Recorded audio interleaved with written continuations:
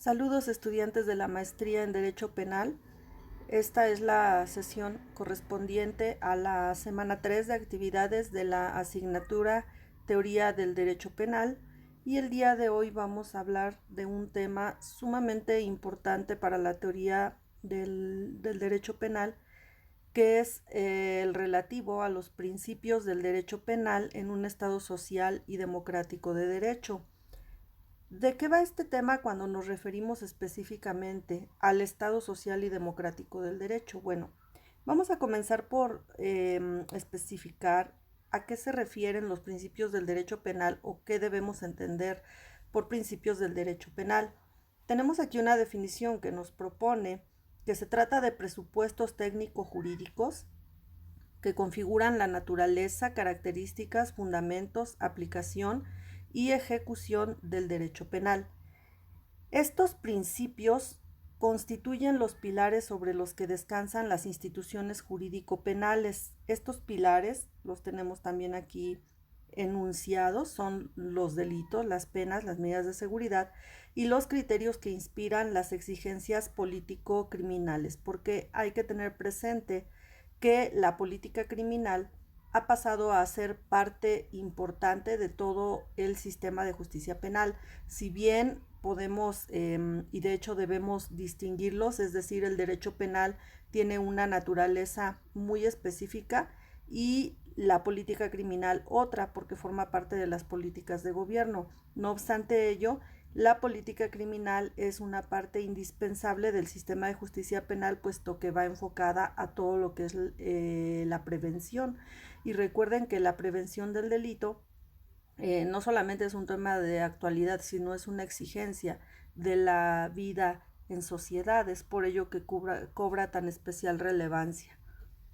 Estos principios entonces no solamente responden a las exigencias de la dogmática penal, también expresan exigencias y garantías de un Estado social y democrático de derecho y del imperativo constitucional.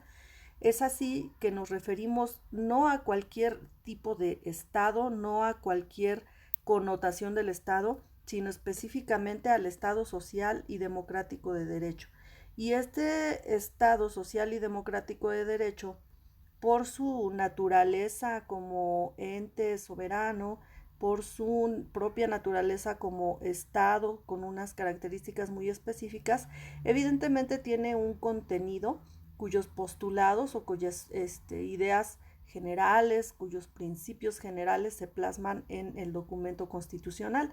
Y es por ello que resulta, como conocemos en la Constitución, la norma fundamental a partir de la cual se desprende todo el ordenamiento jurídico de un Estado, en este caso del Estado mexicano.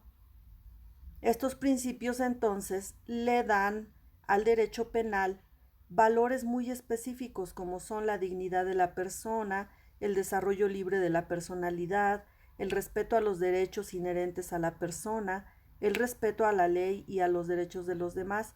Todos estos principios legitiman el sistema y se proyectan sobre todo el ordenamiento jurídico, además de que los podemos concebir como fundamentos del orden político y de la paz social. Hay diferentes estadios en los cuales estos principios configuran al derecho penal. En el núcleo del sistema encontramos los principios de legalidad y de culpabilidad, que más adelante vamos a comentar en este mismo video a qué se refiere cada uno de ellos. Son las bases de la teoría del delito.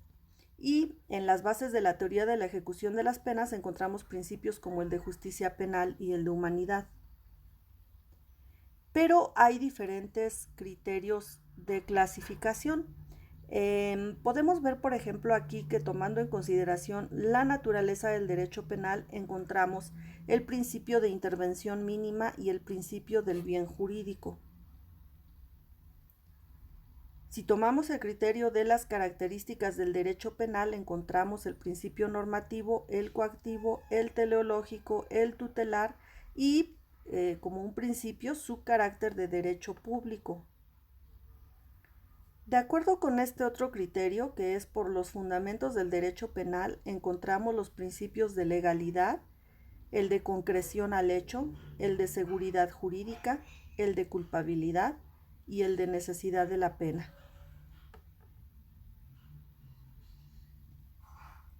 De acuerdo con los criterios de aplicación del derecho penal, encontramos el principio de justicia penal, y dentro de este principio de justicia penal encontramos los principios de igualdad ante la ley penal, dignidad de la persona, proporcionalidad de las penas, proceso penal dotado de garantías. Si tomamos en cuenta el criterio de la ejecución del derecho penal, entonces tenemos dos principios, que son el de control judicial y el de humanidad. Si tomamos en cuenta el enfoque de la política criminal, encontramos los principios de prevención y el de retribución.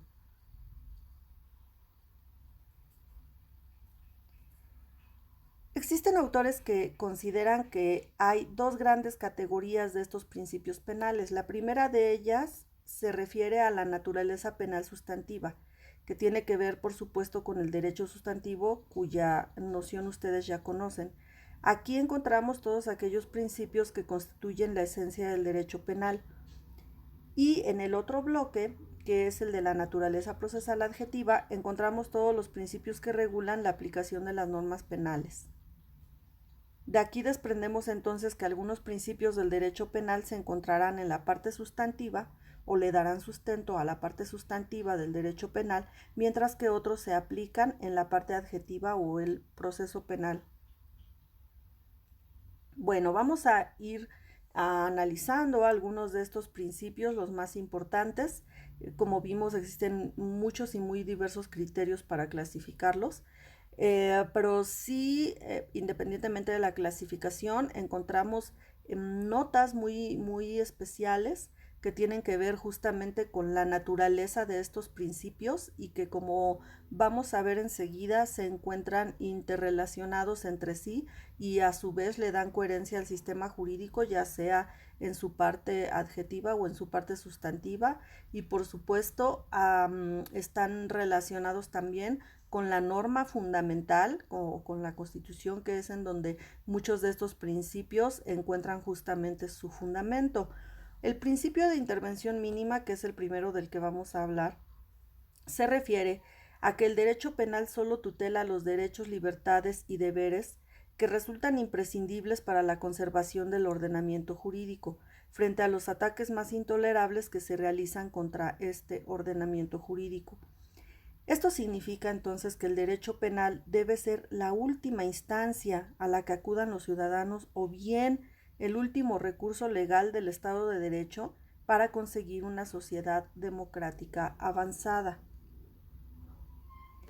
Este principio de mínima intervención se ve reflejado en estos tres postulados fundamentales. El primero de ellos es el carácter fragmentario del derecho penal, que se refiere a que el derecho penal adolece de lagunas y es imperfecto, y por tanto se tienen que ir colmando esas lagunas, y el sistema de derecho penal se debe ir perfeccionando conforme se va aplicando a los casos específicos, conforme se van emitiendo las resoluciones de los tribunales.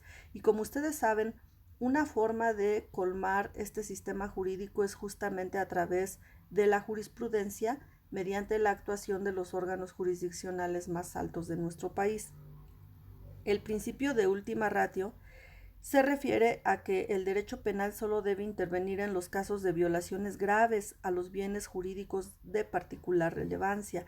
Este principio de ultima ratio, en el marco del principio de mínima intervención del derecho penal, nos lleva a que solamente las conductas más graves deben ser catalogadas como delitos. No así algunas otras conductas que, a pesar de ser violatorias del orden jurídico, no se pueden considerar tan graves como un delito y por tanto deben regularse de una forma distinta.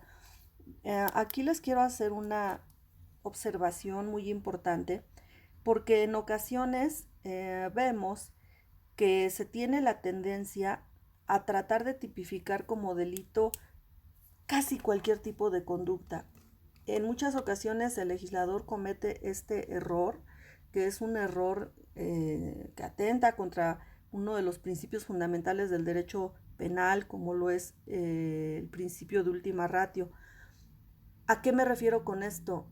Si se tipifican como delitos conductas que pudieran bien estar tuteladas o sancionadas en el último de los casos por otro tipo de normas como son las normas administrativas, no habría necesidad de recurrir al derecho penal para cualquier tipo de conducta violatoria de la ley, y en muchas ocasiones el defecto que encontramos es justamente eso, ¿no? Que se quiere tipificar como delito casi cualquier infracción a la ley, y esto no es correcto porque, como lo estamos diciendo, el derecho penal solo debe intervenir cuando ya no queda ninguna otra instancia jurídica ante las violaciones más graves, y solamente eso, de tal modo que no podemos estar tipificando como delito cualquier violación a la ley, porque esto atenta, como ya lo mencioné, directamente contra este principio de última ratio.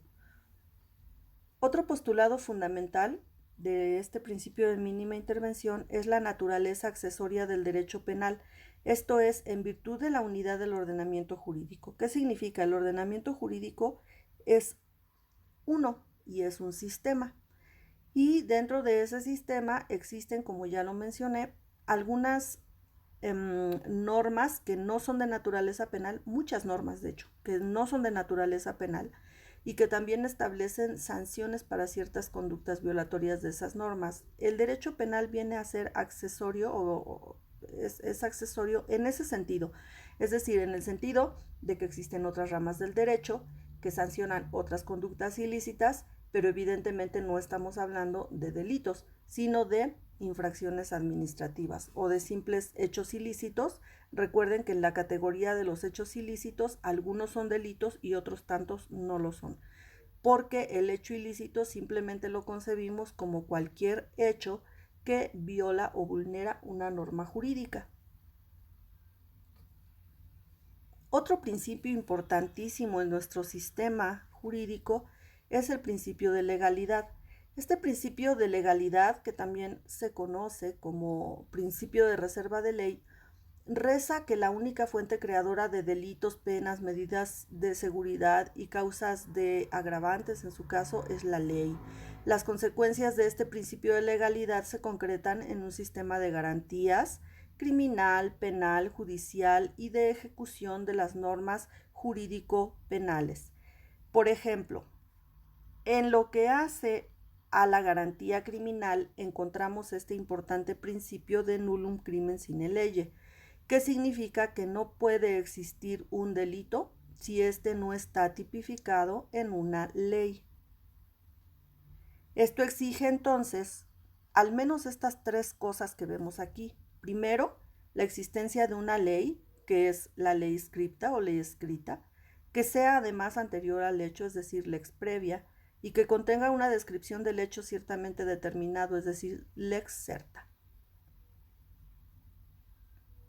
En lo que hace a la garantía penal, encontramos este otro principio muy importante, que es el de nulla pena sine lege. Esto significa que la pena debe estar predeterminada en una ley y además esta ley deberá ser irretroactiva. Ustedes ya conocen esta concepción de la irretroactividad de la ley, que significa que las leyes solamente rigen para el presente y para el futuro, no así para el pasado. Entonces, no podemos aplicar a un hecho pasado una ley que en el momento que se cometió ese hecho no se encontraba vigente. Y esto tiene que ver con el ámbito temporal de validez de las leyes. En lo que hace a la garantía judicial, encontramos este otro principio, que es nulla pena sine legali judicio. ¿Eso qué significa? Que no se puede imponer ninguna pena sin que haya un procedimiento legal a través del cual se impone. Por eso es que aquí hablamos de la tutela legal efectiva por parte de los jueces y tribunales en lo que hace a la aplicación de las penas. Y por último, la garantía penitenciaria o de ejecución, encontramos que no se puede modificar la pena en virtud de su ejecución. El único órgano que puede modificar la pena es el que la impuso, es decir, el Poder Judicial. Y esto es todos estos estas garantías que les acabo de mencionar son una verdadera limitante para la actuación de las autoridades que interactúan en las diversas fases del sistema penal y del procedimiento penal, justamente porque van estableciendo parámetros y lineamientos que deberán ser observados al momento de aplicar la ley penal. El fundamento de este principio de legalidad, por un lado es político y por otro lado es jurídico, y encontramos que produce estas garantías mínimas. En primer lugar, la prohibición de la analogía. Sobre este tema vamos a volver en una unidad posterior, y vamos a analizar a qué se refiere la prohibición de la analogía y de la mayoría de razón en materia penal. Segundo, prohibición de basar la ilegalidad de un comportamiento en normas no jurídicas. Tercero, prohibición de retroactividad de la ley. Cuarto, mandato de certeza, es decir, las normas penales no deben tener un contenido indeterminado, todo lo contrario, deben ser ciertas. Entonces, vamos a concluir por lo que hace al principio de legalidad, que es el que responde a las exigencias más básicas del Estado de Derecho. ¿Cuáles son esas exigencias? Pues el imperio de la ley como una expresión de la voluntad general, la división de poderes en legislativo, ejecutivo y judicial, la legalidad de la actuación administrativa bajo el control judicial y, por supuesto, la garantía jurídico formal y efectiva realización material de los derechos y libertades fundamentales. Otro importante principio que encontramos en esta estructura de nuestro sistema penal lo es precisamente el de objetividad jurídica. Este principio de objetividad jurídica se refiere a que la infracción criminal, al poner en peligro o al lesionar un bien social tutelado por una norma penal, es decir, un bien jurídico, debe ser justamente relevante para el Estado de Derecho. Todo delito tiene una individualidad jurídica, porque vamos a considerar que el delito ataca un específico bien jurídico protegido. Por tanto, en el Código Penal vigente, el delito es considerado como una variable que depende del interés digno, necesitado y capaz de protección jurídico penal.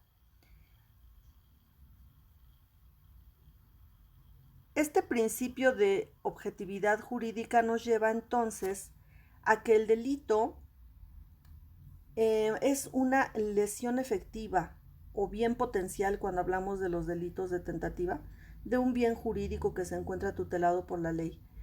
De acuerdo con Rocco, el delito es una agresión y por tanto una lesión efectiva o potencial de un bien de la vida social que se encuentra tutelado por una norma penal. Es por ello que el bien jurídico tutelado se convierte en un criterio rector de elección, sistematización e interpretación de las normas jurídico-penales.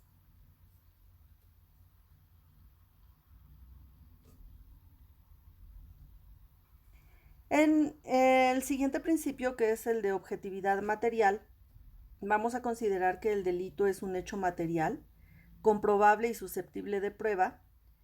Esto porque la seguridad jurídica del ciudadano y de sus derechos fundamentales impiden que en un Estado democrático se fundamente el injusto en pensamientos, deseos o motivaciones del sujeto que no hayan sido exteriorizadas o manifestadas materialmente. Eso significa entonces que para que se pueda sancionar un delito como tal, tiene que haber una manifestación exterior de esa conducta o de esa acción. De hecho, si ustedes recuerdan, el delito entre sus elementos positivos tiene justamente la conducta o la acción, que hay también delitos de omisión, pero esta conducta, ya sea de acción o de omisión, debe ser exteriorizada y debe producir la alteración en el caso de los hechos, de las conductas de acción, la alteración en el mundo exterior y en el caso de las de omisión, un dejar de actuar que produzca como resultado una violación a un bien jurídico tutelado. Entonces, es muy importante tener presente que en todo caso debe existir esta objetividad material. También encontramos el principio del hecho. El hecho lo vamos a entender como el elemento material sobre el que descansa el juicio de desvalor penal. Este principio también es un postulado básico del derecho penal liberal porque tiene importantes funciones de certeza y de seguridad jurídica. Por supuesto, encontramos este principio muy importante como lo es el de seguridad jurídica. Este principio constituye una importante garantía del ciudadano frente al poder público, concretamente frente al sistema penal. Constituye una categoría de las garantías jurídicas, esto es, las garantías jurídicas las encontramos en 4 categorías y una de esas categorías son todas aquellas garantías de seguridad jurídica. Es por ello que nos referimos aquí que es una de las categorías de las garantías jurídicas que a su vez son garantías constitucionales. Este principio de seguridad jurídica se cumple a través del acatamiento al principio de legalidad, que sería una de sus vertientes, es decir, cuando se acata el principio de legalidad, al mismo tiempo se está produciendo seguridad jurídica. Y también mediante el respeto irrestricto de los derechos fundamentales se obtiene la seguridad jurídica. Si no existiese la seguridad jurídica, si nos moviéramos en el ámbito de la arbitrariedad, tendríamos entonces inseguridad jurídica una vez que los órganos del poder incurren en la ilegalidad o bien en actos discrecionales que se encuentran prohibidos por la ley. Las autoridades se tienen que apegar a las leyes al igual que los particulares y es por eso que hablamos de que todos contribuimos al Estado de Derecho, un Estado que está regido por el derecho y un Estado en el cual sus integrantes, tanto la población como el gobierno, o en este caso las autoridades, se apegan a las leyes, rigen su conducta por las leyes. También tenemos el principio de la ponderación y exclusiva protección de bienes jurídicos. Aquí son 2 principios. El primero, que es el de ponderación de intereses, se refiere a la resolución de los conflictos entre bienes jurídicos tutelados. Puede suceder que encontremos 2 o más bienes jurídicos tutelados que al momento en que se da su tutela legal puedan estar en una especie de colisión de derechos, es decir, que exista una norma que proteja un bien jurídico y otra norma que proteja otro y se tenga que determinar cuál de esas normas va a prevalecer y esa es una ponderación que se realiza al momento de determinar cuál de esos bienes jurídicos tutelados tiene mayor valía. Ejemplo, si una norma protege el bien jurídico tutelado de la vida y otra norma protege como bien jurídico tutelado la economía, evidentemente de esos 2 bienes jurídicos que son la vida y la economía, es de mayor valía la vida. Por tanto, se debe ponderar más importante la norma que protege la vida. Es solo un ejemplo para ilustrar un poco a qué se refiere este principio de ponderación de intereses. El otro principio, que es el de exclusiva protección de bienes jurídicos, se refiere a un límite en el ejercicio del ius puniendi al proteger el mínimo social necesario para la convivencia en la opinión de la mayoría. Exclusivamente va a proteger bienes jurídicos que la mayoría considera que son valiosos. Tenemos también el principio de culpabilidad. Este principio de culpabilidad en 3 ideas nos dice que la culpabilidad es un presupuesto de la pena, es decir, para que a una persona se le imponga una pena, debe ser culpable.